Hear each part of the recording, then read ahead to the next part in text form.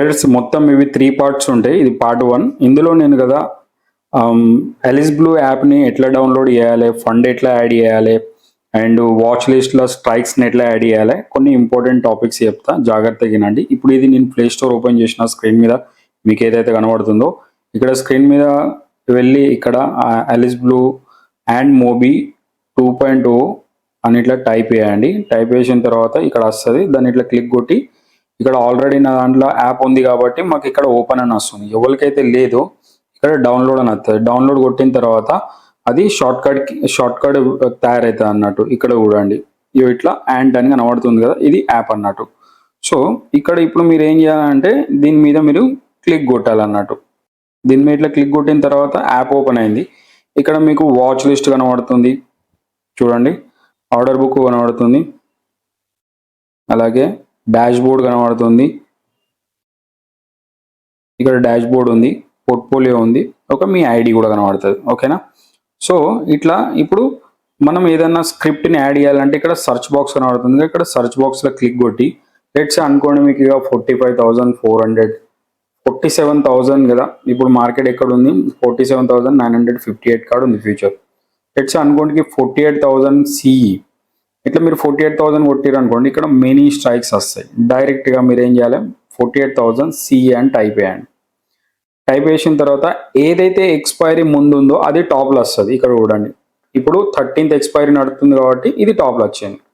ఇక్కడ plus symbol ఉంది కదా, ఈ ప్లస్ సింబల్ మీద ఇట్లా క్లిక్ కొట్టారు అనుకోండి, దీన్ని ఇట్లా బ్యాక్ వేస్తే ఆటోమేటిక్ ఇక్కడ వాచ్ లిస్ట్లో యాడ్ అయింది. దీని ప్రీమియం వాల్యూ ఇప్పుడు 274 రూపీస్ ఇక్కడ మనకు కనబడుతుంది అన్నట్టు.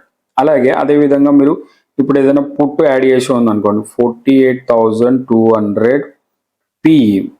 ఓకే, ఇట్లా టైప్ చేసిన తర్వాత టాప్లో మళ్ళీ 48,200 పిఈ అని మనకు కనబడుతుంది. 13th ఎక్స్పైరీ అంటే ఏదైతే నియర్ ఎక్స్పైరీ ఉందో అది వస్తుంది అన్నట్టు. దీన్ని మీరు ఇట్లా క్లిక్ కొట్టిన తర్వాత ఓకే, దీన్ని బ్యాక్ వేస్తే అది కూడా ఇక్కడ వాచ్ లిస్ట్లో యాడ్ అయింది. ఇప్పుడు యాడ్ అయిన తర్వాత ఇప్పుడు మనం వాచ్ లిస్ట్లో యాడ్ చేసుకున్నాం. ఇప్పుడు ఎట్ సైడ్ ఎంట్రీ ఎనేబుల్ అవుతుంది అనేది నేను ఆటోమేటిక్లీ నేను ఇక్కడ ఫ్రీ టెలిగ్రామ్లో అప్డేట్ చేస్తాను. సో అక్కడ మీరు వచ్చేసి అటు సైడ్ది మీరు ఎంట్రీని ప్లేస్ చేయాలి. సో ఇప్పుడు ఏదైతే స్ట్రైక్స్లో మీరు యాడ్ చేసారో లెట్స్ అనుకోండి కాల్ సైడ్ నేను బై చేయడానికి నేను ట్రై చేస్తున్నాం. సో దీని మీద ఇట్లా క్లిక్ కొడితే బై ఆర్డర్ ఆప్షన్ ఇక్కడ మీకు కనబడుతుంది.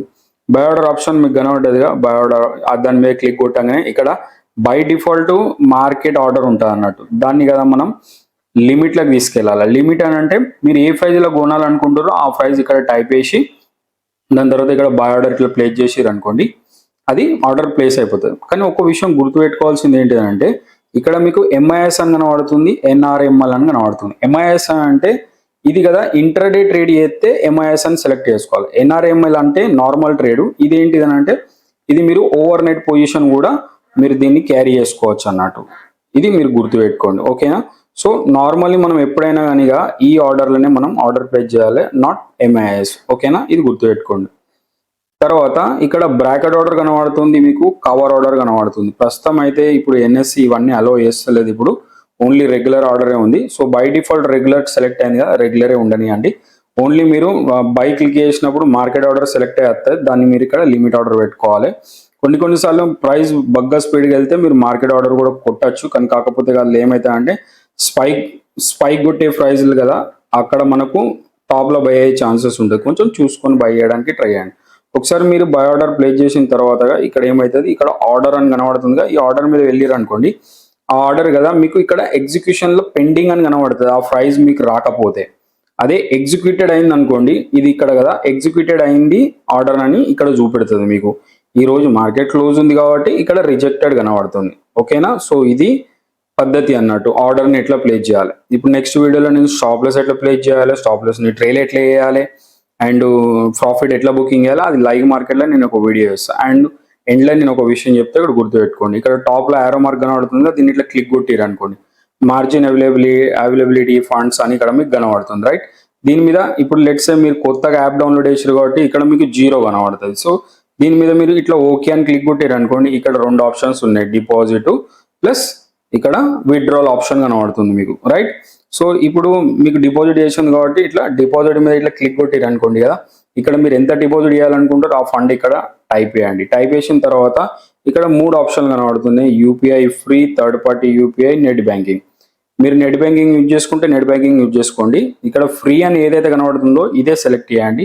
మీది బ్యాంక్ అకౌంట్ ఆటోమేటిక్గా ఇక్కడ మీకు రిఫ్లెక్ట్ అవుతుంది అన్నట్టు. ఓకేనా, దాని తర్వాత ఇక్కడ ప్రొసీడ్ అని కొట్టిరు అనుకోండి, ఇక్కడ అమౌంట్ వేసి ప్రొసీడ్ అని కొడితే ఇది యూపీఐలకు తీసుకువెళ్తుంది. గూగుల్ పే అయినా జీపే అయినా మీకు అక్కడ హింట్ అక్కడ నోటిఫికేషన్ వస్తుంది, దాని మీద ఓకే అయితే ఆటోమేటిక్గా మనీ డిపాజిట్ అవుతుంది.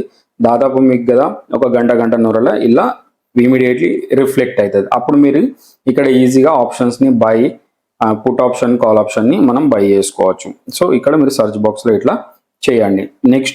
నెక్స్ట్ పార్ట్ వీడియోలో మనం కదా స్టాప్ లాస్ని ట్రైల్ ఎట్లా వేయాలి, ఆర్డర్ ఎగ్జిక్యూషన్ అయిన తర్వాత మనం పొజిషన్ని ఎట్లా మార్కెట్ కార్డ్కి ఆర్డర్ ఎట్లా సెల్ చేయాలి, ఇలా కొన్ని ఇంపార్టెంట్ విషయాలు అనేదిగా సెకండ్ పార్ట్లో చెప్తా. ఐ హోప్ మీకు ఈ వీడియో నచ్చిందని నేను అనుకుంటున్నాను. చాలా క్లియర్గా చెప్పిన. నచ్చితే ఒక లైక్ కొట్టండి, షేర్ చేయండి, సబ్స్క్రైబ్ చేసుకోండి. Thank you.